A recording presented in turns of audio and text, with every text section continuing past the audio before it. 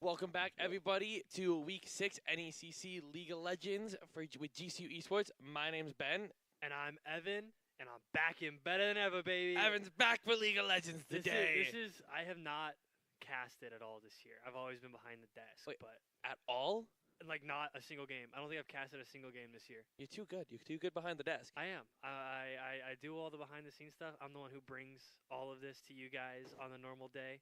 But yeah, Kayla is not able to be here today, so I'm here instead, and we're gonna bring you some glorious, glorious league gameplay. We've got University of Toronto Mississauga is the team. It's a very long name. I'm either gonna call them Toronto or UTM. That's just me because I don't feel like saying Toronto Mississauga the entire time. I'm gonna swap back and forth. But yeah, they are currently ranked number 1 in our NECC League, Central B. They are 4-1 with 8 map wins and 3 map losses. We are currently 0-4 with 3 map wins, 8 map losses. So it'll be a good game. But we're not last. No, we're not last. We are not last place. We are not last place. Somehow there is one team below us with 1 map win and 8 map losses. So we're not last. We are not last, but this is the last. This is last week of NECC. This is last week of NECC. Before playoffs. Before playoffs. I think we still have one more match to play, though. We do? I think so. Because we're 0-4. We should be, we should have played 5 games at we this probably point, have one in Week 6. Probably have one to catch up on. We have one more to catch up on from when we got brought up from Navigators to Central B. That was a fun game to watch, though. Yeah, that was definitely an interesting one. So I don't know if they're still going to be playing that game. Hopefully they do. Hopefully they win it to get something on the board. But yeah, we are currently 4 games into our season, even though it is Week 6. So we've got 2 games left before playoffs, and then playoffs will start next week. Other than that, been a crazy season. I mean, we've been in the division up, I think, from what we normally play in. Yeah, I can't remember what's below this. I think it's like Emergence or something like that is where I can't think of what I'm trying to say. Like breakout almost. Well, just like the area we should be playing in terms of rank and the competitive schools that we're playing against. Because just honestly skill level. Because right now we're playing, like you said, these are all high masters. They have a challenger. They have the highest. They have someone who's in the highest rank of League of Legends. They're concurrent masters, challengers players. So we're definitely getting the best practice you can. Yeah. Oh no, we're getting crazy scrims this season. So hopefully these guys can take it into the next season and play well. Other than that, I mean, taking into account how the start of the season went with us being put in the wrong league and having it to be fixed, they've done pretty well. Oh, for sure. Especially with all the chaos. Yeah. I've definitely seen a lot, and even they don't have Spec this season, who I know is our very good jungler. He's an amazing jungler. He's an amazing jungler, so we don't have him, and I don't remember who's taking his role. It's either DCR or Ming. Okay, I think Ming's the one. They alternate. Okay, they alternate. So we'll see who plays that tonight. But yeah, having Spec gone, he will be back next semester. So can't wait to see his Talia gameplay because I always love watching his Talia gameplay. And we've seen from top lane though, Avoid Me or Keenan. Yeah. Keenan is on the verge of Masters. He's D1 right now. Really? He started this season as Emerald 1. Okay. He's been climbing. That's a crazy grind. That's impressive to hear. He's been getting solo kills almost every game we've watched. Yeah, no, his top lane has been going very well. Definitely playing a lot of mismatched champions. Whether it's against him or for him, I think you see a lot of him playing champions Cassante. Yeah, I don't think has he played. Yeah, he's getting banned a lot. I don't think he's. I don't know if he's been Cassante on stream. I watched their offline games, and I also watched the one from last week Friday that we get to cast because of rescheduling. Mm-hmm. He played Cassante. I've watched a lot of those games with them, and Cassante is his Cassante is disgusting. Plus, I've gotten to scrim against him. Yeah. As being a part of the club team. Yeah. His Cassante is disgusting. I've never played against his Aatrox because I perma-banned against him. His Riven is disgusting. Almost anything he plays is disgusting, and it's really annoying because I would say he's one of the best micro players on our team. Of just like he knows his skill and he will make you challenge it. Yeah, no, he was definitely having him swap in for Mike from last year. Mike Aqua was obviously our top laner last year. We're seeing a lot of like quality gameplay out of both of them. Like Mike was really good last year. Keenan is really good this year. So our top lane has been pretty well held the last couple years. So he's doing really well.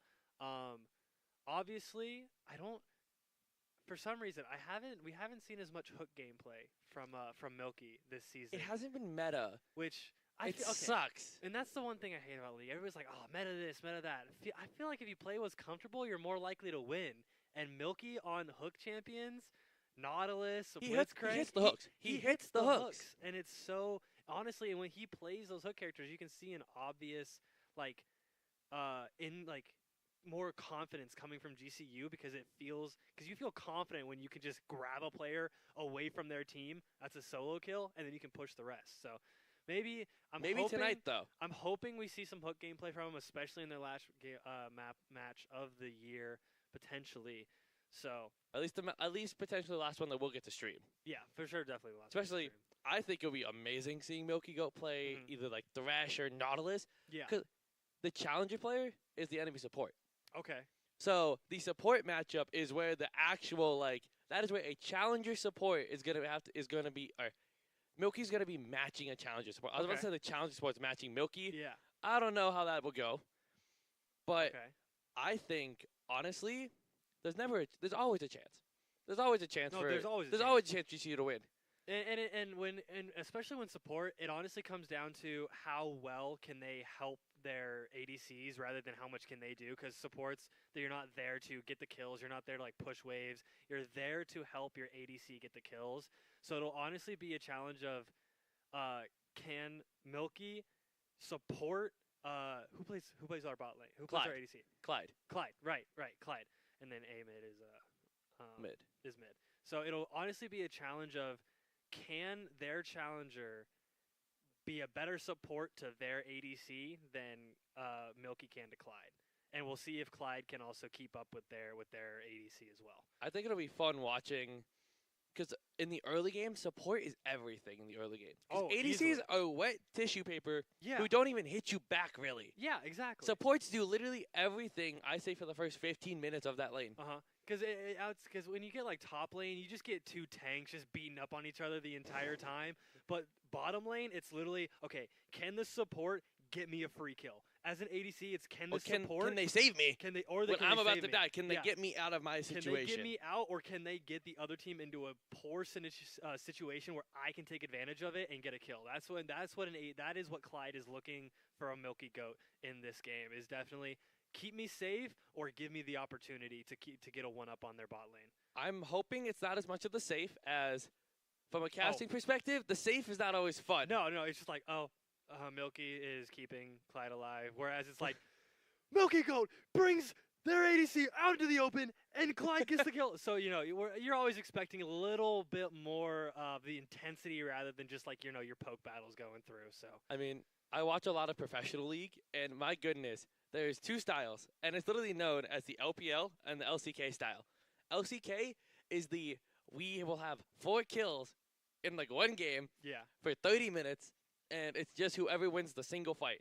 LPL typically is I'm going to fight you until you die, and then you will die again. Yep. It is the most, I will constantly fight you. You don't get to play the game if I'm better than you, but if you're better than me, this sucks. Yeah. So outside of that, we've got we talked a little bit about our jungle, who is I think David is starting. I believe DCR is playing today. I saw him in there practicing a little bit, so we're gonna see a little bit from him. Who is his jungle pick? Because jungles can honestly make or break the game sometimes. So typically, his solo queue pick is Kha'Zix. Okay. Which is that assassin who literally his passive makes it so if you are alone, you take 4 damage from him. But I've seen him play a lot of rel jungle. Okay. I've seen him play a lot of more tankier junglers, more engaged. Okay. Which is normal for a competitive sense. Oh, yeah, of course. From solo queue to competitive, as I've been having the hard lesson of learning from going from solo queue to trying to actually do scrims with the club team. For sure. Major differences. Yeah. I actually saw him practicing a rel game today. Okay. Probably about like 30 minutes before the stream started, I stepped in there. Okay. He was on rel, doing very well in the jungle. Okay. So we may see a little bit of rel gameplay from him today. Hopefully, definitely. if it's not banned. Kha'Zix is almost like a perma ban. Okay. Who? I'm trying. I can't think of his. For some reason, I can't think of his name. It's the tree. Ivern or Maokai? Maokai. The tank. The tank. The of tank the jungle. of the tree. Honestly, one of the most annoying. Most annoying, and honestly, one of like just a go-to pick for jungle. Honestly, I feel like Maokai honestly gives so much presence, especially with his ult. As it's just rolling, you get into a team fight and his ult just rolls out, and you're all just rooted.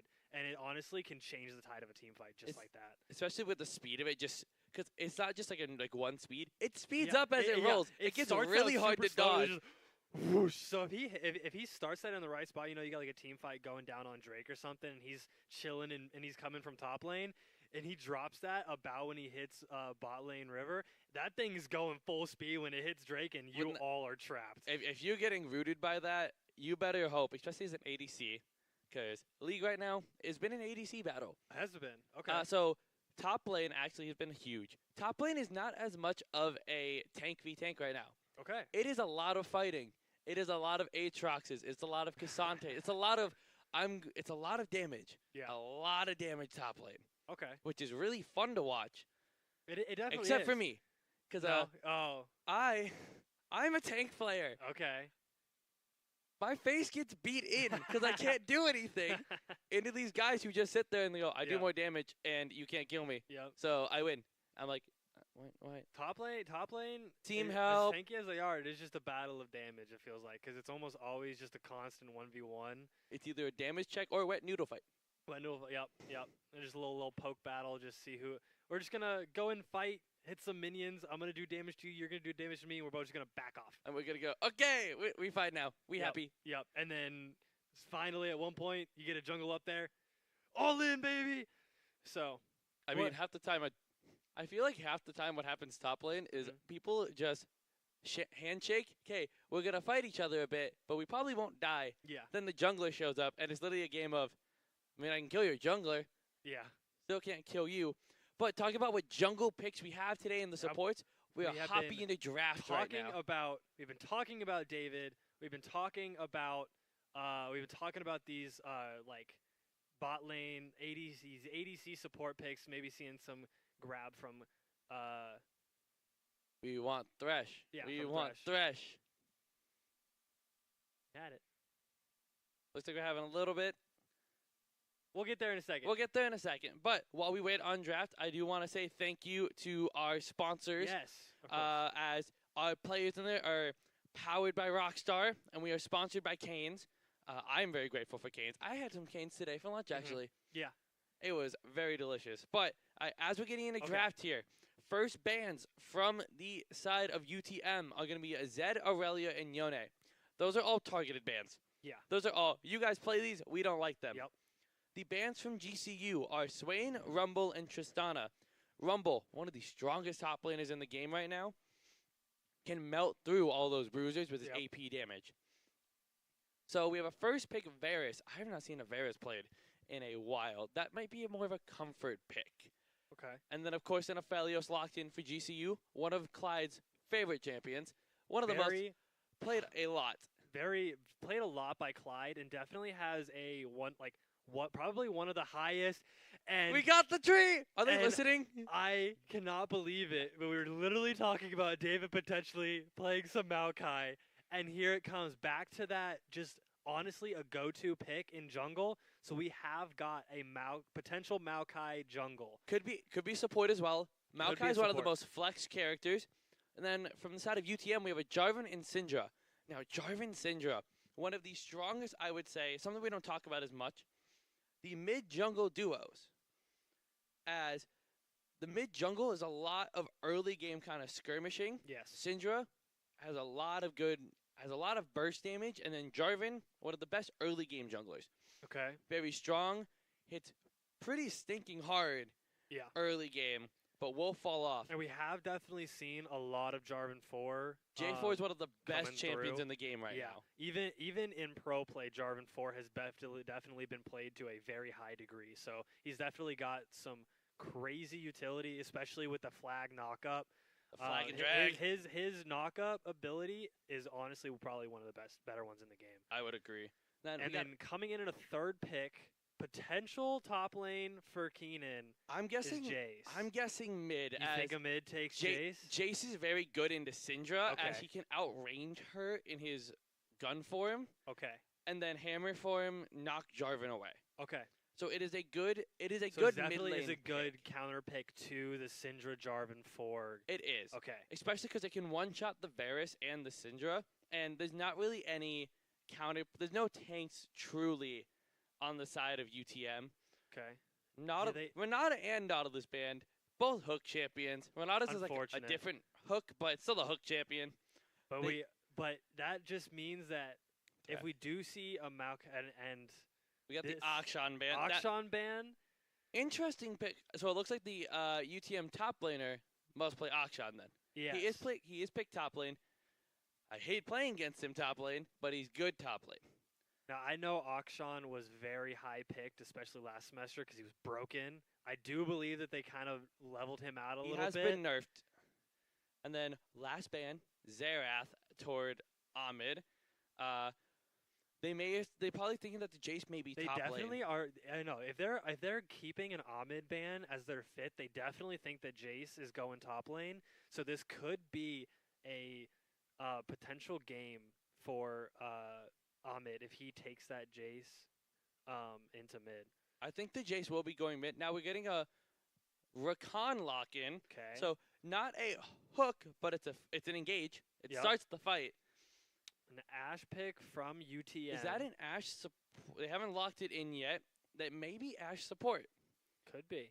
Or because Varus support, I mean, I've seen it once, but I've seen it once in solo queue. Yeah. I've seen Ashe support quite a lot. And Ashe support would be great into this Maokai and the Rakan. Lock the Ashe. It does slow down. And Cassante. Cassante for the last pick. On the last pick for UTM. Definitely probably going to be their top lane. 100%. 100% going to be their top lane. Into either Jace or whoever this last pick is here. I'm thinking that Keenan is going to be having this last pick, or avoid me for GCU here. He's going to be a Gwen, I'm guessing. Gwen is amazing in a Cassante. Okay. Gwen is known as the tank killer. Okay. She does true damage. Yes. And she will heal off of her true damage on you. And she has a lot of ways to do true damage.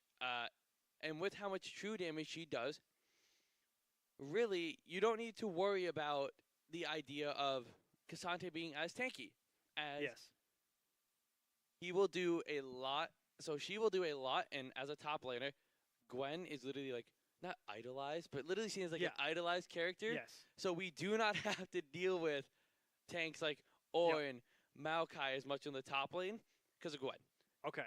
Her Q, if she hits you in the middle of it, will do a lot of damage, and I've lost a lot of fights to it.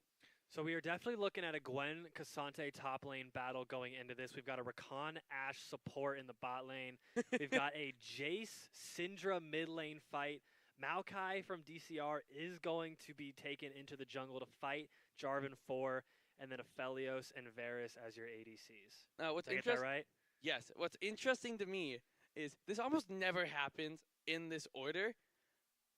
ADC, ADC, jungle, jungle, mid, mid, support, support, top, top. And honestly, I haven't seen a pick order like that happen in a long time. Now, I don't know what side I want to favor just because I haven't seen a Varus in a long time. I don't know how meta he is. I know Aphelios Rakan is an amazing combination for the bot lane. I have not seen an Ashe and Varus bot lane in a while, but with a Cassante Jarvan, there's ways for it to work. Okay. I mean, Ashe support, I don't remember what year. I think it was this is going to sound ancient. 2015 Worlds has one of the biggest highlights because it actually won a game for a team because of a single ult. Okay. As the Ashe ult, it's very annoying if you don't know where it's coming from. As the farther it flies, the longer you are stunned. Okay. Oh, okay. And it will go across the entire map if it doesn't hit anybody. Oh my goodness. Hit somebody in spawn. They die going in spawn. They don't die, but they will sit in spawn sit in spawn for a couple extra seconds. They will be in spawn for a while. I'm expecting the most important part of this matchup. While yes, the bot lane is going to be interesting because the Ashe support. Yes. I think top lane is where Maokai should look. As if you can get Gwen ahead against this Cassante, that will be huge. He will just side lane. He can side lane the entire game, and he will cause at least 2 people to come match him. Yep. And the most common way, at least I will win games for myself in League, is literally just 2 people come after me, I don't die, and my team takes an objective. Yep. Or they win the 4v3. And that's potentially, honestly, a really good way to play it, especially early game, because early game, getting those drakes, getting the scarabs and not scarabs. Scuttles. Not scuttles. The scuttle crab. Not the scuttle crab. The objective. Rift Herald. Herald. That's what I was trying to think of. I couldn't. Herald was not going through my brain. They look like scarabs. It's a giant. Looks like a giant scarab. We also call her Shelly. They call her Shelly. Okay. The name's Shelly. So yeah, if they're getting into those objectives, especially early on, you're getting that early tower damage. It's definitely gonna flood in a little bit. Especially if Keenan can get that Gwen early on into the Cassante and get that damage done, get those early leads, it's definitely going to look like a good battle here. Definitely curious to see how Ahmed plays Jace into this Syndra, like you had mentioned. Definitely going to play against the Syndra a little farther back, go into gun mode, push, keep that distance against the Syndra, and then if Jarvan decides to peek into that mid lane, we'll swap into Hammer, trying to back him up a little bit. The Jace is very good at almost disengaging an enemy if the Syndra doesn't get the stun on him first, as the Hammer form can cancel most CC, and even if it doesn't fully cancel it, I mean, you get knocked away. Yeah. So it doesn't matter if he CC'd if you can't touch him. Because he can run, whenever he swaps forms, he gets a little bit of a movement speed boost after his first hit. Mm-hmm. But the Syndra is scary into Jace just once level 6 is hit, as Syndra's ult, for those who don't know, she throws a lot of stuff at you, does a lot of damage, and the later the game goes on, it will actually execute you. Oh my goodness. At like 10% health. And that's just from her passive. Yeah. As she collects a bunch of things called splinters, and these splinters will add up. And when she has 100, it literally just executes. Okay. And when she gets like 40 of them, she gets a second stack on her Q, so she can cast her Q twice. God. And each Q that she casts will add to her ult damage that are on the field. My goodness. Definitely sounds like a very late game. It is a very good late game champion. Late game. But she has no mobility. Okay. So if you get on top of her, she's stuck. She doesn't have a way to get you. She doesn't have a way, especially if her stun is down, to get away. Well, but with that's definitely what they're going to be looking for maybe then. I agree. Which is curious to say because if you're like you mentioned, Jace is going to try and get the more distance engages against the Syndra. So it's kind of curious that you mentioned that getting forcing yourself on top of her is actually the better way to play it. It's interesting. So Jace, because he has his melee form and his range form. Yes. The most common thing that Jace does to you is he will poke you down with his range form, with his Q shock blasts that do a lot of damage. And then after that, he will all in you with his melee form. Okay. And because his melee form does a lot of burst and can kill you very quickly, especially into a Syndra. So it's literally going to be he pokes you down till you're low enough, and then he just goes, cool, bonk. Okay. Literally, the attack that normally kills people is he jumps a little bit in the air, does I think it's literally he does a front flip with his hammer. Yeah. And then literally bonks you on the head with it, and it kills you. Okay. Definitely some interesting fights going to happen here. Definitely going to be curious to see the Gwen into the Cassante, like you mentioned. Gwen doing a lot of damage, a lot of true damage to Cassante, even though Cassante being kind of broken right now. One of the best top laners in the entire game. Curious to see the Maokai Jarvan 4 matchup in the jungle. Kind of how DCR decides to play this. Maybe pop some ults on objectives. If we got like a team fight going on Drake, maybe he'll play back a little bit so we can pop that ult, make sure that he gets those hits. Clyde, we always love seeing in a Felio spot, ADC, and then Milky, obviously a great support. Whether he's playing hook or not, always a great support game. So curious to see. And honestly, I'm probably most excited to see this top lane battle. I'm curious to see how Keenan plays against this Cassante. Top lane is so much fun when you don't have to watch a wet noodle fight. Yes. And then, but as I'm looking at the draft, when you talk about, say, Maokai Ultimate, one big thing I'm noticing is Cassante has a bit of mobility, and so does Jarvan. Outside of those two, no one really has a way. No one has a dash. Okay. So, like, Varus doesn't have a dash. Yeah. Ash doesn't have a dash. Syndra doesn't have a dash. If they don't have flash, they're going to get caught. Maokai ult can root them, and the combo damage of a Jace bursting you and then a Felios, the amount of damage he will just pump out in a team fight is insane. Yeah. Not to mention, if you get rooted by a Maokai, one of the easiest charm knockups of a Rakan's life. Yeah. But we've been talking about this for long enough. We are finally going to see what actually comes out of all of this talk that we've been talking about, how they should play, what could happen, what might happen. Let's finally get in and see what actually will happen in these games. So Jarvan just going to be placing a flag, to get him a bit of early information. Doesn't look like it's going to be a full invade, kind of just a little bit of a cheeky, play a little footsie. Just going to see who wants to step up first. No team is really going to go in for a fight here. That's very risky for both sides.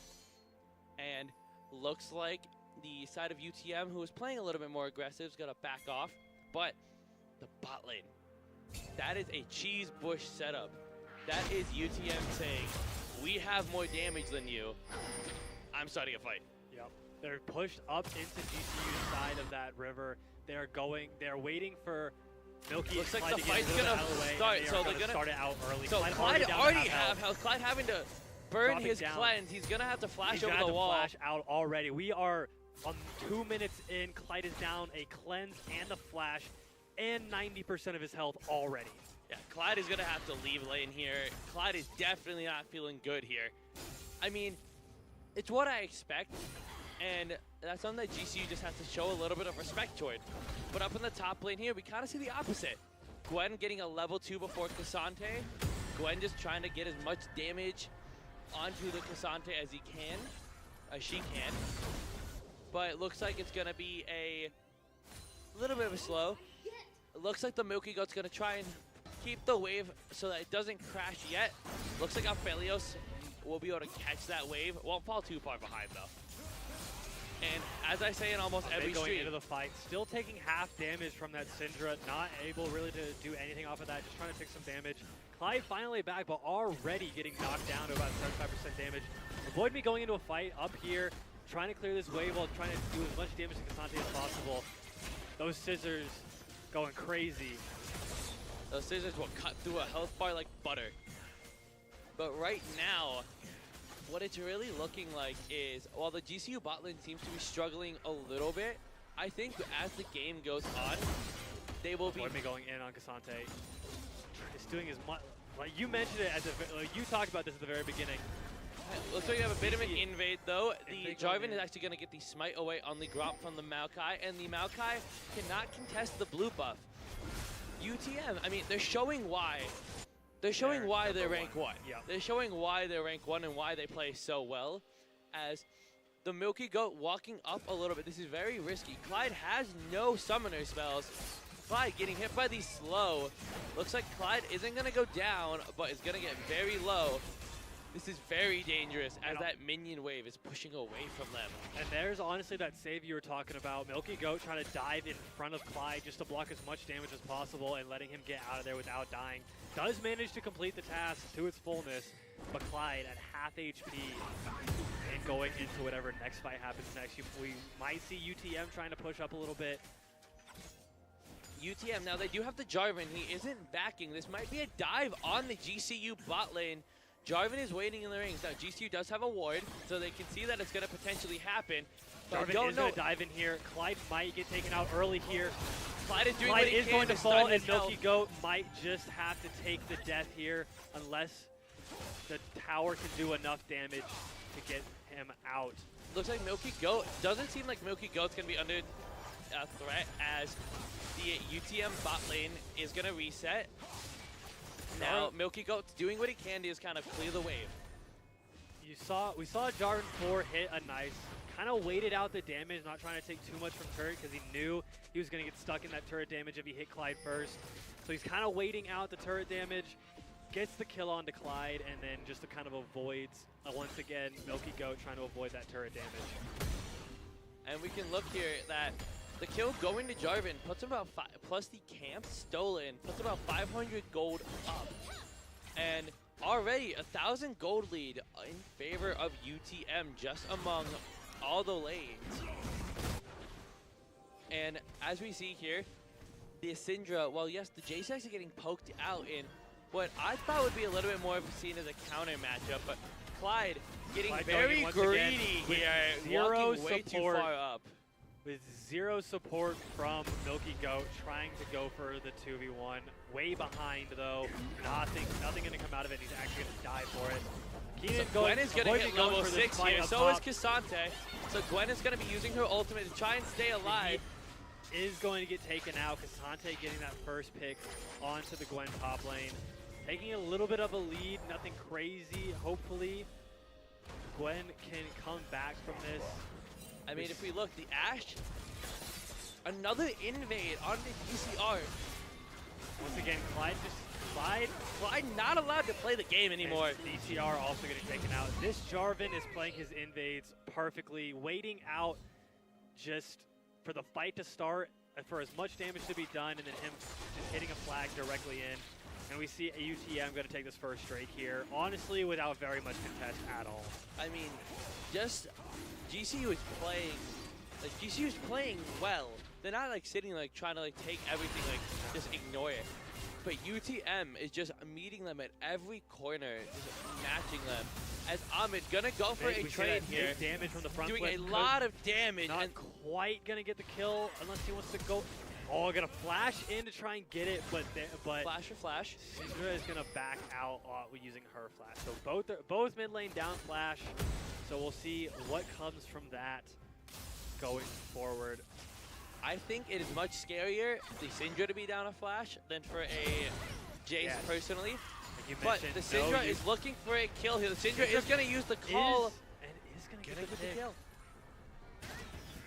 This match just slowly already falling away from GCU Esports. Just UTM playing very cleanly and knowing their limits. I mean, the Syndra there, knowing her exact limits on where she can push up and when she will win the fight. Honestly, Jarvan playing the invades and his jungle and his ganks perfectly. And then the bot lane, I said I don't know how I feel about the Ashe support. The Ashe support has been putting in a lot of work. It's slowing and keeping GCU down. Yeah, and then as they come up, it is keeping them out of turret range so that UTM can kind of get a free push in, and them just having so much damage early on in this game is not what GCU is wanting from this bot. So we're gonna have another fight break out in the top lane. Both ghosts are going to be popped. The Gwen has already started her ulti, but she's gonna miss a chunk of the needles. But it's just Gwen's ultimate does a lot of damage, like I said, folks. But right now, okay, Rakan is going to go in. They see an opportunity. The Varus does not have ult, and the Jace is roaming down. Clyde may be finally getting back into this game, grabbing a pick onto the enemy Varus. Varus. So that's what we talked. So I don't know how much we talked about it truly, but that's one scary part about having a Varus Ashe bot lane.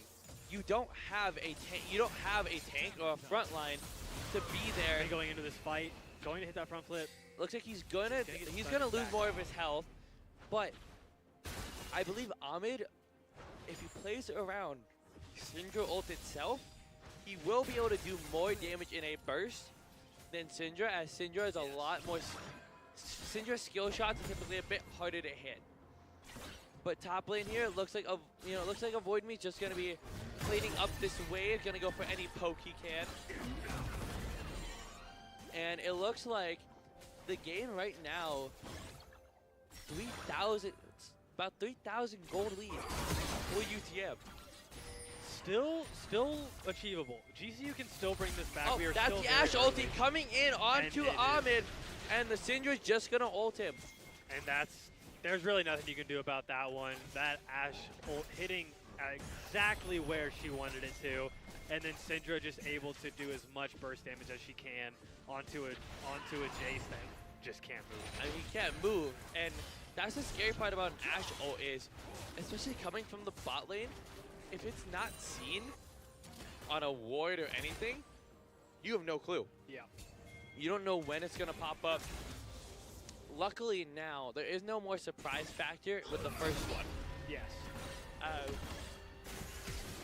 Hang on, as another fight potentially breaking out bot. Looks like Clyde is gonna flash and cleanse away, gonna live. But Jarvan is here with the Rift Herald. I didn't even see when the Rift Herald got taken. Honestly, Jarvan's just kind of doing his own thing. He's honestly just been controlling the jungle. Jarvan's playing a PvE game. He is. He's playing PvE in a MOBA.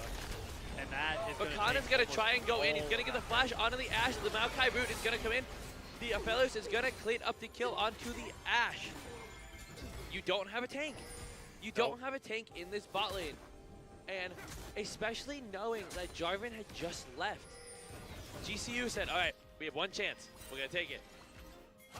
Now Gwen caught out in a little bit of an awkward position here, as this caught out on the wrong side of the rift. Yep. Gwen, though, is going to be up about 20 farm, which is about the difference of the bot lane right now. Ashe arrow coming in, going to miss. Maokai coming in order to protect. Gonna hit a dive onto it. Flash by the Ashe, gonna get the kill. Slain. Now this Varus Q could kill the Aphelios if hit right. You see Ahmed coming down from the bot lane, but Syndra following in suit. Clyde is gonna go down. Ahmed not gonna finish the kill. That first pick. Ashe just following Moki Goat, trying to get this kill before, not going to be able to, and they're just gonna clear out this wave with one Canyon Minion left, and gonna take this first tower from GCU. This is scary right now, as this is a 5K gold difference, and if we can take a look at the gold on Syndra, just in general, because I know Syndra's going to have a lot of gold at this point. Honestly, has been doing a lot in mid lane. This top lane has kind of been a back and forth, but the bot lane and the mid lane has just been a deciding game for UTM. Just not being able to... Akini going to find the channel. Going to stop the recall of the Cassante. Could potentially get Cassante, but not going to opt to follow towards the turret side. Going to let the Cassante get out with just a little bit of damage. Jarvan's just taking Dragon. Yeah. And that will actually be Drake number 2 for them. Now that was a Cloud Drake too. So the Soul will be good this game. Hextech Soul. Okay. Hextech Soul is one of the strongest souls, especially. Oh no, an Ashe with Hextech Soul is going to be impossible. Hextech Soul. So if UTM gets 2 more dragons and gets Hextech Soul, that means that every walking around will build up a charge. That charge will send a little bit of a chain lightning attack out. If it hits you, it slows you. Ashe's auto attack slow. DCR popping ult. The Syndra trying to flash out, but not enough. DCR is gonna DCR is finally gonna get a pick onto the Syndra potentially. Ahmed trying to follow in soon, gonna hit that hammer, and Syndra will fall after. Ahmed is going to go down, but the shutdown from the Syndra going to the Jace. That is an extra 250 gold on top of that kill. Looking at this gold, does not quite even it out. There is a 2,000 gold lead in the jungle for UTM, And about driving forward with a gold lead is not something you want to see as... It is terrifying. As honestly any player on this map. As there's no one that really wants to deal with that. Getting a little bit of a knock-up. Not going to do much to that Cassante. Looks like 4 people. Cassante opting in to take the fight, though. Gonna push in on Milky-Go. Going to pop ult. The Jarvan is going to go in. He's actually going to lock up the Gwen and the Rakan. Both are going to go down. Gwen is going to fall as well. Jace is now left alone. Going to get rooted by the Varus ult. Cassante is going to ult him over the wall to guarantee that Jace cannot leave this alive. And Ashe will grab the kill onto Cassante, putting her even farther up as we talked about that Hextech gate. Soul potential. UTM isn't done though. The Jarvan is going to go in on the Maokai. The Maokai is going to try and just root the Syndra. Not going to be able to get anything. Clyde left alone under this tower. Is he going to try and defend it? Is he just going to back off? Jarvan placing flag onto the tower. If anybody feels like coming back up. Milky-Go and Clyde trying to contest, but is not going to get anything out of it as UTM takes tower 2 and 3. First towers from top, mid, and bot lane all down for UTM, taking that away from GCU. Objective bounties are up though. We do see objective bounties coming up. I mean, but right now, I don't know how much it'll help. It is not enough to clear that 9K gold lead that UTM has after that basically team wipe. That was basically a very extended team fight, and right now, as we've said multiple times, right now it's looking like it's going to be a game of UCM beating GCU with a bag of money. Yep. I mean, UCM is so close to that what I call like pinnacle 10,000 gold. Right, going to come in on the Cassante, going to do a little bit of damage, not much going to come out of it. I don't think GCU can really take a fight. No. Cassante is going to be really tanky. Maokai's not going to have the damage. Ashe is going to ult onto the Jace. I almost said J4. Now, Jace almost killing the Ashe in return. Not going to be able to actually get the kill. Now, the Syndra going to ult onto the Aphelios. And just, this is a scary game for the side of GCU. I don't know. Right now, I don't know the comeback. As it is now. Both of her skill shots, but could Cassante outplaying Keenan. Cassante potentially gonna get another kill here, but looks like he might just try to escape. He's probably gonna go down with his life. Cassante gets out. Jarvan is gonna come grab. Milky-Go gonna kill onto the Milky-Go. Ulted instead. Maokai just trying to get out of here. They cannot risk another dead. No more money can go to the side of UTM. Jace trying to get back in time. The Ashe is just here though. Honestly, not seeing that Ashe coming from the jungle is going to get both DCR and Ahmed, and that is just more money. Clyde back up here. Not quite sure why we're continuing to take these fights. Just trying to clear that wave now. And at this point, they're 13K up in gold. This is a 7. UTM is almost up the amount of gold that the game has been going on for. Yes. This is more or less. Insane. Gonna grab this second Rift Herald. This second Rift Herald honestly could be used not to maybe end the game, but put the game in a game-ending position. Yeah. Ashe, gonna hit the Rakan. Varus not gonna go in on it. Very risky for Varus to try and go in solo on the Rakan, unknowing of the enemy location. But 3 going in on the Gwen, on Milky-Go. If one isn't enough, send the cavalry. As another kill looking toward the side as they're going to be chasing down DCR. Because there to help out, but this is a 3-man push onto jungle, onto Gwen and Maokai. Maybe not going to be enough. Not going to pop ult. Maybe this might be game ending as all of GCU is falling down. My goodness. This game, this is a 14,000 gold lead. You see, in 18 minutes. 18 minutes. And this is a sub-20 game for sure, potentially. This is, so, when we talk about, I mean, we said it. This is the #1 team in NECC Challenge, one of the highest ranking NECC divisions. We can see why they are ranked 1. Yeah, for sure. Phase 4 hop up middle. This is beating, all of GCU. This is a bag of money. Go down. Bag of money, and honestly, just kills. Ahmed's going to get one back. Getting taken out way early. Ahmed trying to get a kill, not going to be enough. GCU just seemed very almost uncoordinated. They did, for sure. They didn't seem to be able to make the decision of when to go in, who are they going in on. And frankly, that's going to be game number 1. Yeah, I don't see a way of DCR solo holding a Nexus here. No. Especially who has gone absolutely insane this game. And honestly, Keenan trying to save the game potentially. Getting the shutdown on Kasante, but that Nexus is at basically 0 HP. Taking one last look at the scoreboard.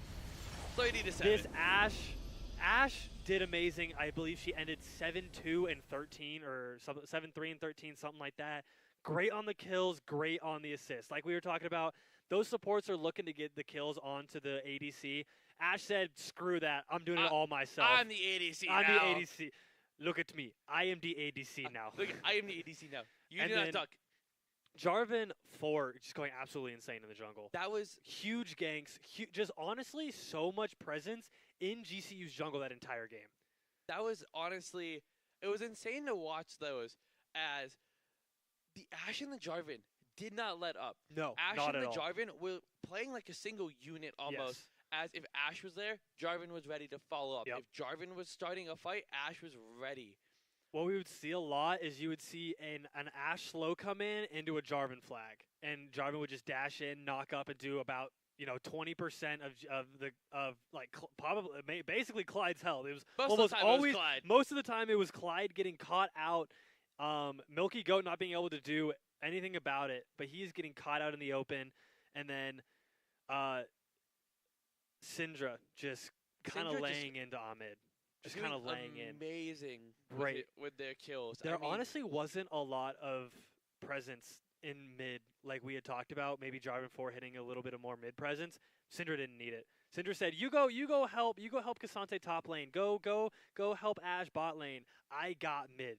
I will handle this Jace as much as I need to. And she did it. She had all of mid. Not just she didn't have a mid. She had all of mid. But yeah, that's basically how that game went. It was GCU getting caught out, and honestly, that just UTM showing why they are the #1 rank in NECC Pacific, Central B right now. And honestly, it hurts me a little bit to say it this way. That honestly felt back to NECC Week 1 when we were in the Navigator tier, except we in the opposite were way. the Navigators. Yeah. Yeah, it was brutal, for sure. For sure. It was not a great showing from GCU. Hoping to see something different come out in this next game, for sure. I don't think the Maokai pick was used to its fullest potential. I don't agree.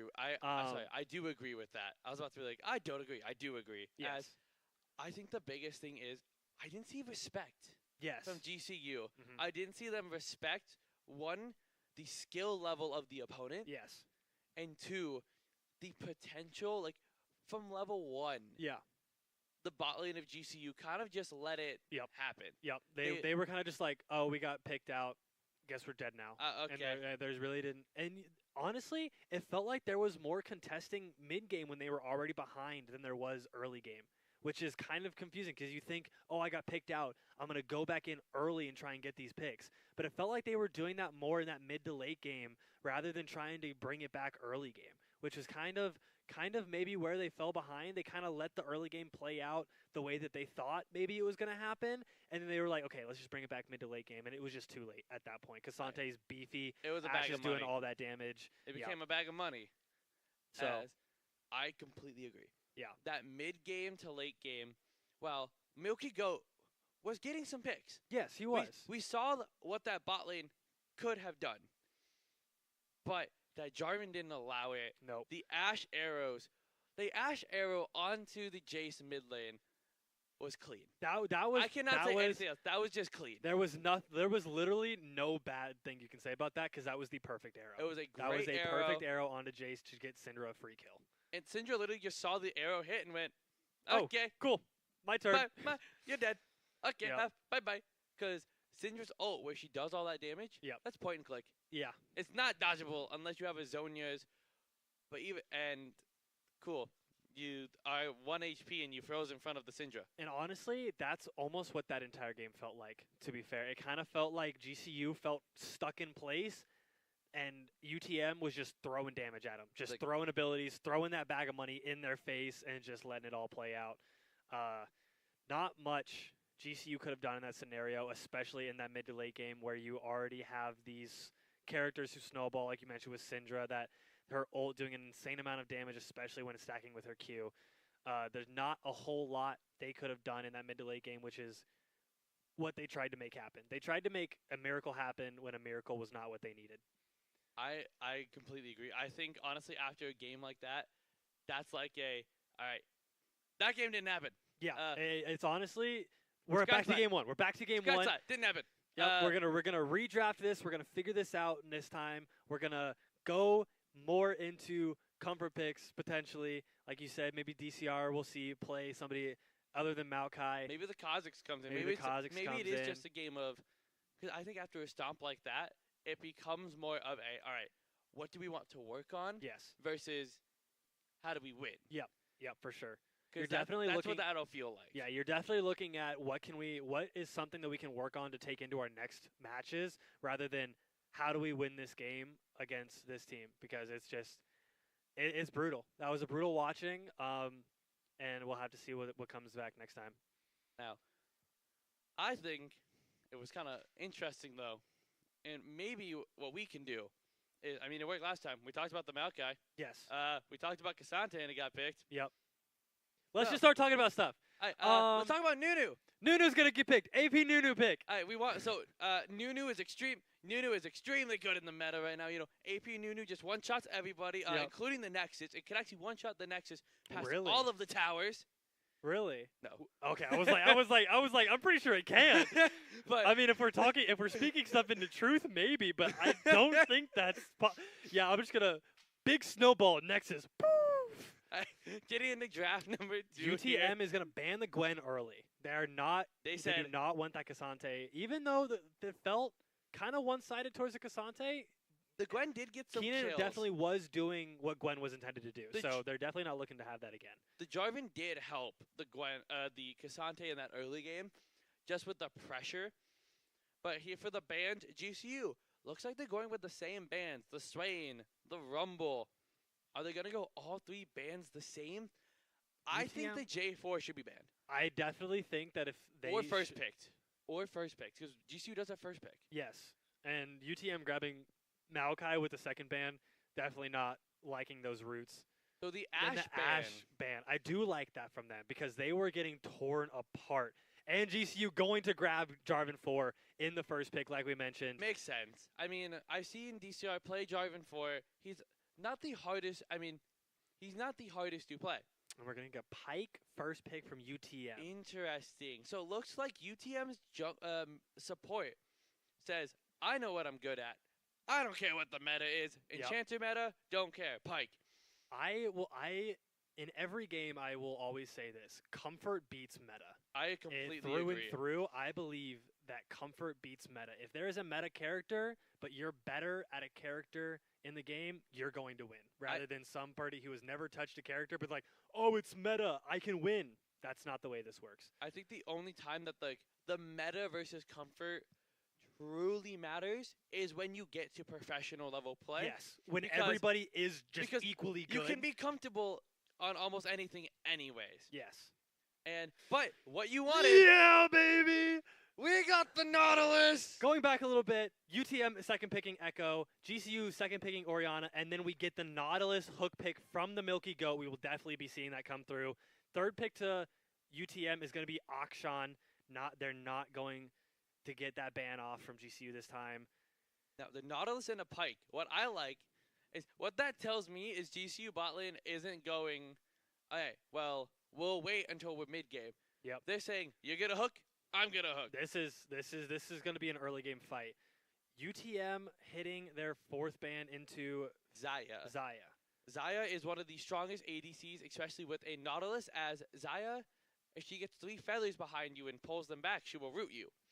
So What's better than a Nautilus hook plus a root plus an ult? A Nautilus hook and a root and an ult plus a Xayah root. Yep. So the two bans coming in are from UTM are Xayah and Ezreal. Ezreal, one of the best ADCs in general. He's noticeably play perfect ADC. He has his own blink. He has a lot of ways to keep himself alive, and he's probably the ADC that could 1v5 the most. Okay. Then the K'Sante ban actually coming out from GCU Esports along with the Varus. Now, Draven, Pyke. That's aggression. Okay. Draven is going to, literally his entire passive is, everybody loves me, and if I kill somebody after he gets stacks going from it catching his spinning axes, he just gets more gold. Draven is one of the hardest snowballing ADCs in the game.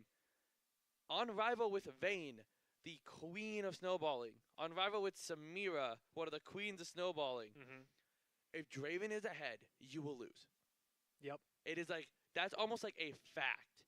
But we're getting a Kai'Sa GCU coming in from GCU with the Riven. Gonna finish off their draft for today. That is Keenan. That is probably Keenan's most. Riven is one of Keenan's most comfortable champions. Riven is disgusting. Gonna finish off their draft with an Ornn. UTM's draft is disgusting. I'm gonna be 100% honest. They have a Ornn frontline, a Akshan from the range, an Echo who can go in and then ult himself out with a Pyke Draven. If UTM gets any sort of lead, this could be the bot lane could be horrendous if UTM gets the lead, but the Orianna Jarvan combination plus Nautilus is disgusting. Yep. So we already saw how Jarvan can pair well with just a little Syndra stun. Mm-hmm. So Orianna can put her ball onto Jarvan, and then ult from Jarvan. When they're all in his little ult. Yep. Orianna's ult is one of the probably highest base damage ultimates in the game. And her shockwave. Yeah. I don't know if that's fully math wise the highest. Yeah. It feels like it. It is an AoE that it is known to. It will not always one shot, but it is known as the difference maker of if that hits Draven, Draven dies. Okay. Even if it doesn't instantly one shot him, it will bring him low enough where a gust of wind kills him. Yep. And honestly, like you were talking about, that could be exactly what GCU needs to keep this Draven behind, because they do not want this Draven getting ahead at all. So if Orianna can get that pop ult onto Draven, that could be exactly what they're looking for here. Jarvan 4, obviously, we saw an excellent showing from UTM last game, so we'll see if GCU can pull out the same bag of tricks. I'm just happy to see a Milky Goat hook. I just like Nautilus in general. He is. Nautilus he's just a little guy. I like seeing a Nautilus. He's a big dude. Nah, he's a little guy. He's just a little guy. He's just a little guy. Do you know why Nautilus wears that suit? Why? Because he was a scuba diver who his boat left him or something when he got stuck, and his body kind of just formed, became the suit. It's kind of cool. And then he walked from the bottom of the ocean all the way back to land to find the people who did this to him. Gotta love League lore. And then with a Nautilus Pyke lane, this is gonna be hook. Another hook maybe. Yeah, we definitely saw a lot of poking damage into just aggression last game. This isn't going to be any poke. This is going to be, you're coming to me, we're killing you, from one side or the other. I would not be surprised if multiple times this match I saw the Nautilus hook and the Pyke hook kind of just, they hit each other and they kind of both just, because when Nautilus hooks you, he pulls you to him and he goes to you. Yeah. Pyke hook just pulls you to him. I would not be surprised if literally in a fight, all you see is this. Here's Nautilus, his Pyke, and they swap places. Yeah. Instead of a Nautilus went in and Pyke dashed in, it's that's not my support. Yep. Where'd my support go? But with the Jarvan on the side of GCU, it'll be interesting because there was a high standard set for Jarvan after game 1. Oh, 100%. And with an Ornn on the side of UTM, they now have a guaranteed tank. Yep. Ornn is just a beefy boy. He is health. He is health. He is health. Tank, and he's very scary, especially if Draven gets ahead, Owen can just upgrade Draven's item and make him even stronger. Oh, God. That's what Owen's passive does. It literally just goes, okay, I'll make you better. Oh, my goodness. Automatic snowball. He's in a 5v5 game, in a regular match, if both teams are even in items and everything, but the enemy team has an Owen, they just get better. They have more bonuses. Yeah. They are just straight up stronger.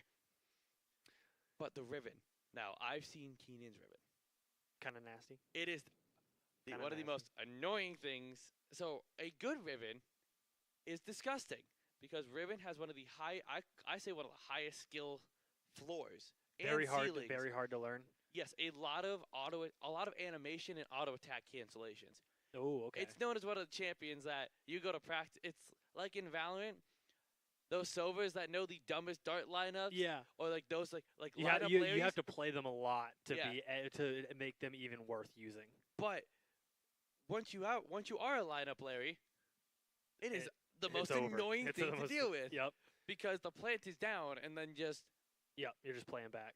Riven does the exact same thing. She knows how to cancel her auto attack. She knows how to animation cancel. It is one of the most terrifying champions to have to follow. Okay. Because she will do like 18 button presses, it'll feel like, and you kind of just like, I hit you with a hammer. Yep. I hit you. Now, I believe it's a Kai'Sa Echo mid lane, if I'm not mistaken. Correct? No, it's Orianna, Akshan mid. Oh, right. Kai'Sa is ADC. Echo jungle. Echo jungle. Echo jungle. Okay. That is my guess as Echo in the jungle. He has a good clear, and he is especially into a Kai'Sa and Orianna. He can kind of just pop up, hit you 3 times. His third attack will do more damage. Yep. And then his ultimate Chrono Break just sends him back in time by like 3 seconds. Ah, yes. Tracer recall. It is just Tracer recall, except when he uses it, if you are in his little, there's like a dome that will appear, or like a burst. If you're in that, it does a lot of damage. Ah, lovely. So you also can't just sit and camp his teleport. Awesome. And but as we hear game audio come in, game 2 is going to happen. Honestly, UTM going for a full invade here. Going for a full invade. Milky Goat not even going to see this coming. He is running. He saw them. He saw them. He said, "Get me out of here." Literally 5 people just running at Milky Goat. Milky Goat's like, guys, can I have help? I'm all alone. Already channeling back. So it does look like that GCU did actually swap out the jungler for this match. They are playing with AP, also known as Ming. He is going to be the jungler for GCU this game. Let's see how much of a difference that makes. But the hardest part is, you never know how much of a difference that truly makes, unless it's on the exact same champions. Yes. But let's see if Ming on this J4 can do his job. Already trading. Already doing some little tick damage here. Now, Akshan will win these early trades, as Orianna is an AP champion, Akshan is an AD champion. AD champions will beat AP champions early game, if the AP champion doesn't have their abilities up. As AD champions typically just rely on hitting you with auto attacks, which they have infinite of early game compared to a mage's scaling spells. Yep. Now, as we're getting into here, looks like GCU going to be taking a safe route to lane, as they didn't want to get cheese. So this is Keenan going and getting aggressive, but he took a lot of minion damage. So it looks like he's honestly trading his health for minion wave advantage, as that minion wave advantage early game means a lot. The Echo still invading though. Gonna flash over the wall. Is gonna steal 2 kills, but the side of GCU very far behind in farm right now compared to the side of UTM. And the Pike gonna be sitting in the bush, gonna ignite the Kai'Sa immediately. Could be looking for a grab here. Is gonna grab, gonna pull. Rooted, but I do not think that they have enough damage in this early game. Pike gonna pull him right back. Now this Draven gonna do some damage early game already. And up top lane here, it's just giving me a traditional top lane slow push back and forth. Now Ahmed trading a lot with Akshan. Akshan gonna win those early game trades. Pike going for the hook, gonna back off though, so Milky can't send anything back. Right now, Clyde just has to make sure he gets this farm. If he gets dove here and he loses it, it's gonna be really, really bad. But the Pike getting a little bit greedy. Pike gonna be ignited. Milky go for the first one. Now, Kaisa going in, the Nautilus still alive. The Draven is going to get the kill. The Akshan is going to go in on the Orianna, but the Draven is going to double kill. From the Ignite. And Draven getting both. Draven gets 2 kills and extra stacks early game. Draven is already up to 1,000 There's the Jarvan 4, and the Akshan using his grappling hook, going as fast as he can. Echo coming in, gonna do a lot of damage to Ahmed. If he doesn't kill, Ahmed going very low, just teleported back to lane, has no way to leave. Like, has no way to instantly come back. 2 people on him. Could get dove here. He definitely has to dodge this hook here. Now, that was a beautiful play in the bot lane, though. Milky Go playing that perfectly, taking the Pike hook away. AP coming in with the Jarvan 4, not going to do anything with it. But they are keeping Ahmed alive from the threat. Yes. That was honestly, like you mentioned, Ahmed needed to avoid that hook. Milky Goat knew that and decided, hey, I'm just going to tank this for you because you get hit, you're gone. You get hit, you're dead. Looks like that Ahmed is just trying to clear out the wave. Now, they are going to catch the Pike here. He is going to get over the wall, not going to be able to follow, but he's going to have to dash away. And while we had a really explosive, like 30 seconds. Yeah, honestly, the first minute and a half. We're going to get back to this, but that Draven has a long sword. That long sword is worth a lot of damage. Almost 1,000 gold onto the Kaisa. That is going to be a lot of damage, and right now, the Milky Goat and Clyde not going to be able to contest the side of UTM. I do not think a fight is going to be allowed here. As it looks like Akshan is roaming up top lane. So the Milky Goat just going to try and scare away the Pike a little bit. Maybe looking to be able to hook the Draven. If they're just waiting for the perfect opportunity. Looks like he was going to attempt a Hex Splash and going to get the root onto the Draven. Look at the damage done to Clyde, though. Instantly killed. And Milky Goat getting stunned. Milky Goat going to go down. Now, Jarvan is coming in from the bottom lane. Gonna see what he can do. Gonna have to flash to make sure he doesn't go down. But the Draven. Well, honestly, it's not gonna matter. Draven already scaling so hard. He is going insane. Can we take a look at the gold here? Now, actually, we have a fight breaking out here mid first. Echo just gonna get a bunch of damage onto the Orianna. The Akshan is gonna alter, not gonna be able to get the kill. All right, Draven has 4,000 gold though. I even know. So Keenan gonna get a solo kill onto the Ornn, but honestly, that's gonna be really hard as I don't think the Riven, unless she gets like 6 more of those, will be able to stop the Draven right now. Now, GCU does have the Riven though, and does have the ability of the Orianna to be able to pop the Draven. Jarvan gonna try and duel the Echo a bit, just force the Echo out of his jungle. Now, Akshan going for a dive on the Orianna and is gonna succeed. Not going to go down. Echo coming down to cover his mid laner. UTM showing why they're #1. I mean, they are just showing their honest strength. Jarvan looking for a way out. Jarvan looking for a way to maybe flag and drag himself out as walking up top lane, maybe looking for a play with the Milky Goat. I don't think this play is going to work though. Alright, Jarvan just gonna take the Scuttle Crab and leave. But looks like Echo isn't done. Pike is there, but looks like they're gonna see the Riven walking toward them and have to back off. Draven at 4.5k gold, up 2 gold on Ahmed. Not what we're like to see. We're seeing a 3-man crash mid. Milky Go coming in. Fight's gonna break out. Save Ahmed here. Right now, a little bit of damage. Ahmed gonna have to flash out. They are chasing him down. Ahmed's gonna try and keep Milky Goat alive. Milky Goat's going to miss the hook. Ahmed going to go for the kill onto the Echo, potentially going to actually get it. Going to trade his life for the Echo. Turn to the Oxshot. Looks like Pike is not done. Casing Milky Goat here. Missing the hook. Honestly, Milky Goat barely escaping with his life. This game already falling out of GCU's hands. I mean, gonna hook.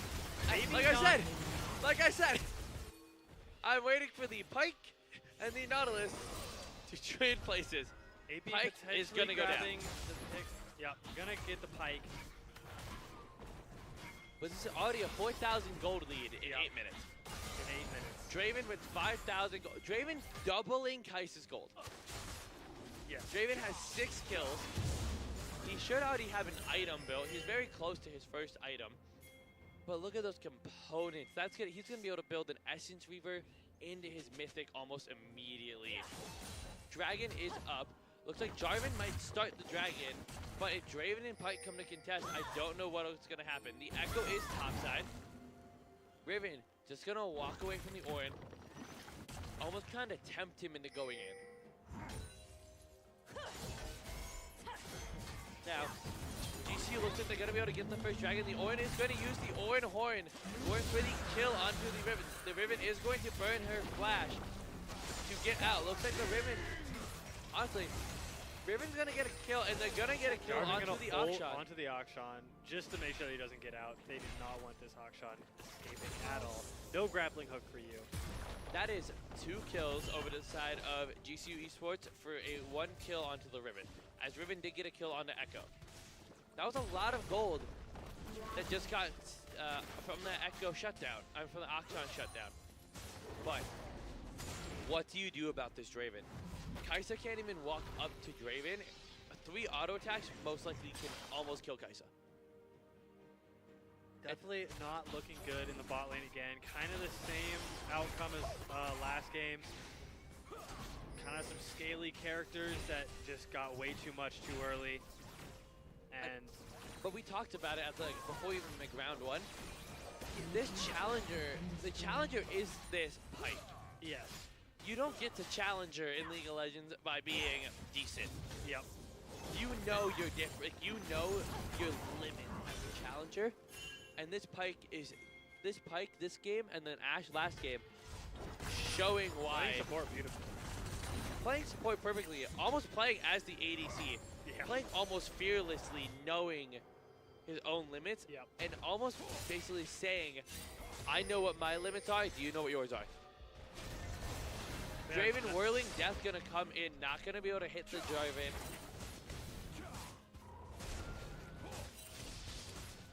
Riftherald not gonna be taken by the side of UTM. But if we look here, Kai'Sa has less items than Draven. Kai'Sa doesn't even have, Kai'Sa has about half a fully completed item, maybe a little more. Draven has 1.5. Yeah. That gold difference is becoming so massive. Onto AB, not gonna even get close to leaving, and Echo gonna snag that kill. Pike gonna get his ult off, so he's also gonna get the equal cut of that gold. Yep. And if we look, this gold lead is ballooning from 8. It's about 5,000. A little under 5K right now. 6 kill lead. They've got a tower. They're about to grab. They're taking the Rift Herald right now. They're gonna grab Herald. And it's honestly just not a sub 20, but definitely another quick game as UTM putting on a showing. Ahmed getting a kill onto the Pike though. I don't see this being a game that GCU wins easily. No, I see it. There's a chance. Yeah. It's a very slim chance, and the chance is they make it late, where gold difference doesn't matter. Yep. The longer the game goes, the less gold matters. Yeah, everybody's already building items. They're already set up for the late game. Riven is going to go in here, solo trying to kill the Orin. However, Akshan is here. Draven's actually going to be the one to pick up that kill. That is very dangerous, as that is a... Jarvan going in on Pike. Clyde gonna jump in as well. They are gonna get that pick. Draven following in, trying to get Clyde. Is gonna take Clyde. Jarvan just trying to leave. Draven potential, but unlikely to getting out of there. Draven actually going to get out of it. That was 3 Draven autos. Yep. That was 3 Draven autos plus Whirling Death. Not even abilities. Just straight up win. He went boop, boop, sword. boop. He went throw. Oh, you're 2 HP and dead. Double the gold of Clyde right now. And the longer a game goes, being double gold is hard. Yeah. And we're 13 minutes in. This gold lead is 6,000 gold.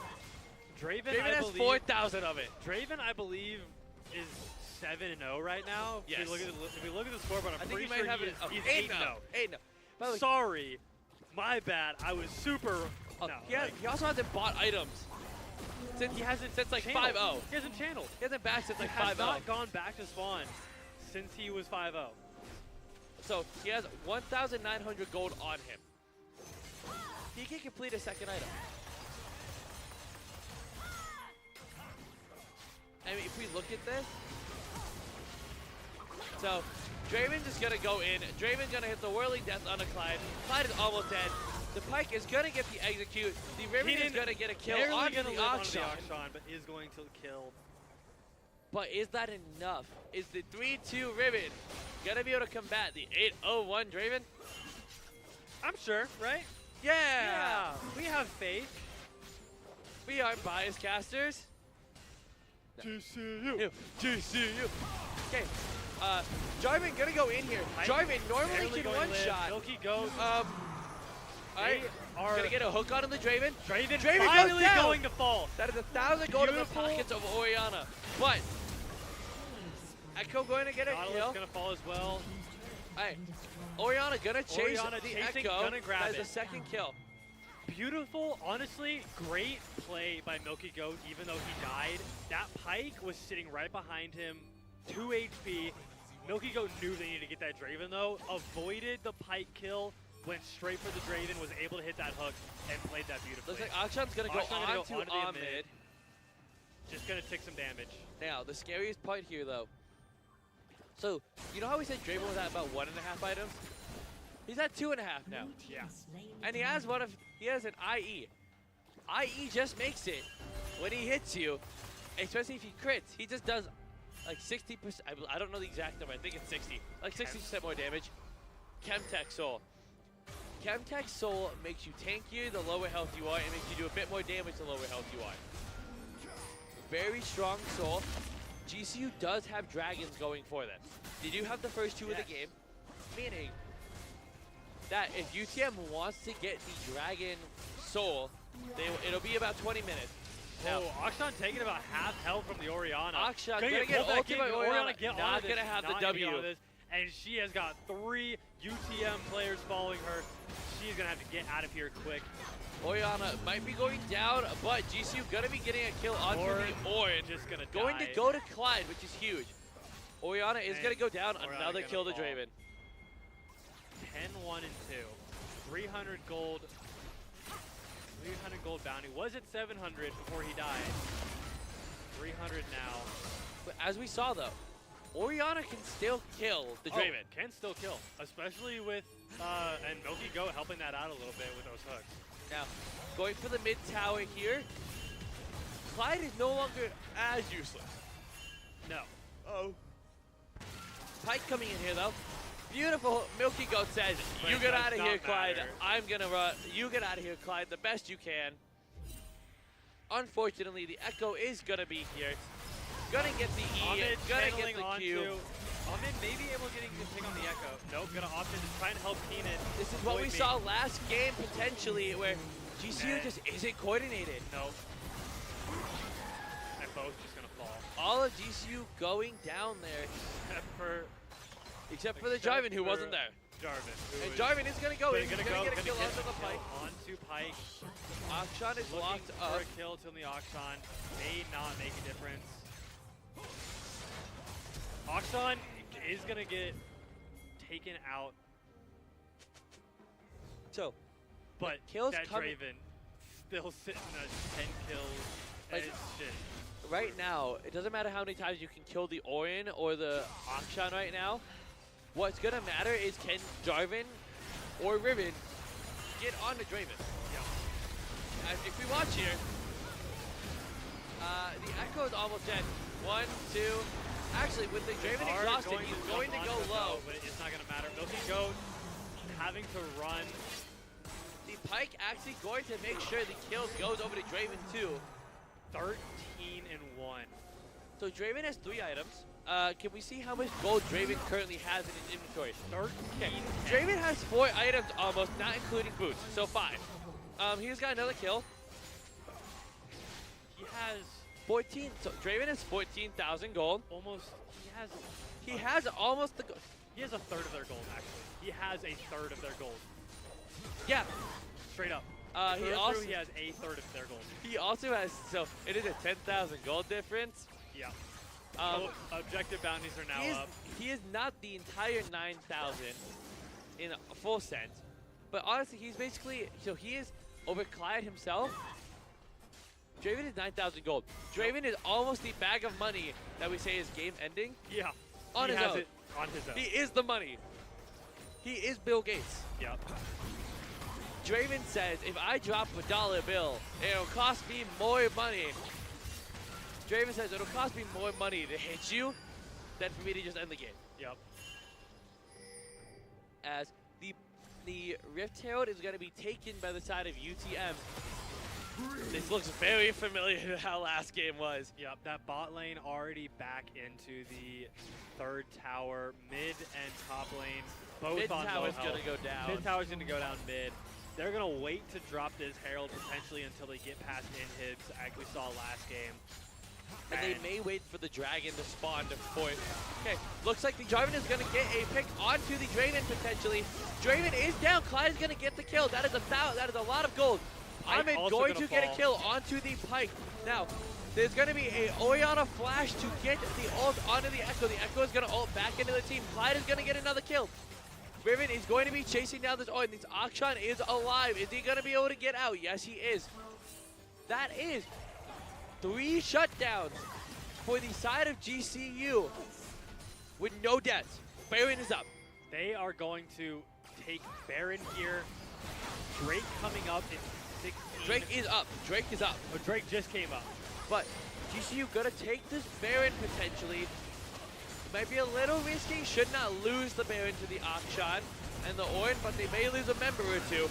Pyke gonna come in to get the shutdown onto Ahmed, followed by Jarvan is gonna get the Baron. Jarvan is gonna get the Baron. Is but it enough? Who can get out alive? Riven is dead. Nobody. Jarvan is alive. Jarvan is alive. Akshan has found him. Akshan gonna try and get any slower, anything that he can. Jarvan is alive. Gonna get out. Okay. Maybe. Maybe he's getting out. Looks like he might not. Jarvan is gonna sidestep the whirling. He's not. Draven! It's Draven with an ace. I think that's gonna be game. That is all 5 GCU players on timer. Amid is back up.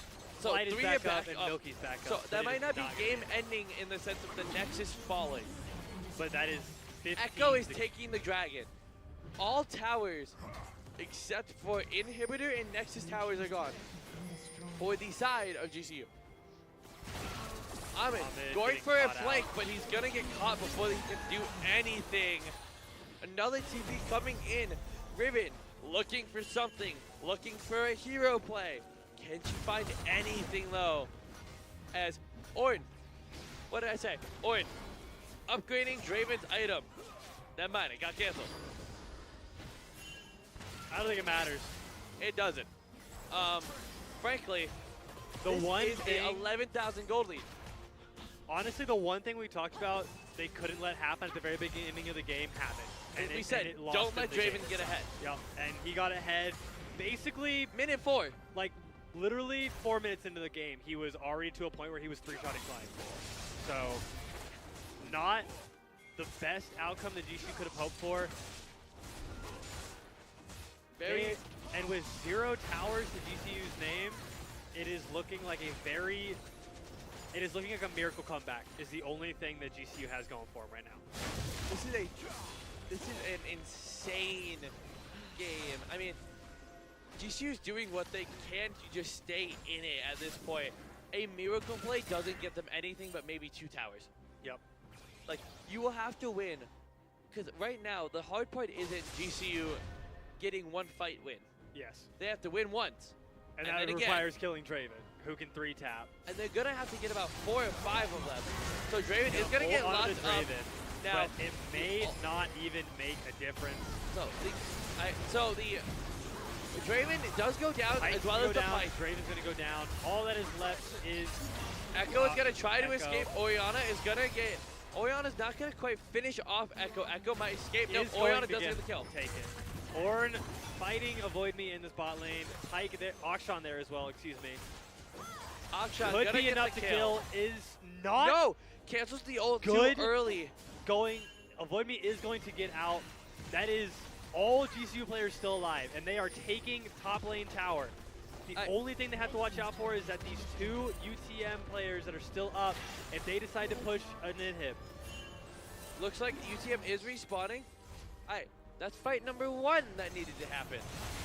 Milky Goat gonna root. Not gonna take the fight, just trying to get away. Cannot get those kills as you saw, doing half Milky Goat's health and just Draven just whirling death whenever he wants. Draven just said, someone might get hurt. Whee!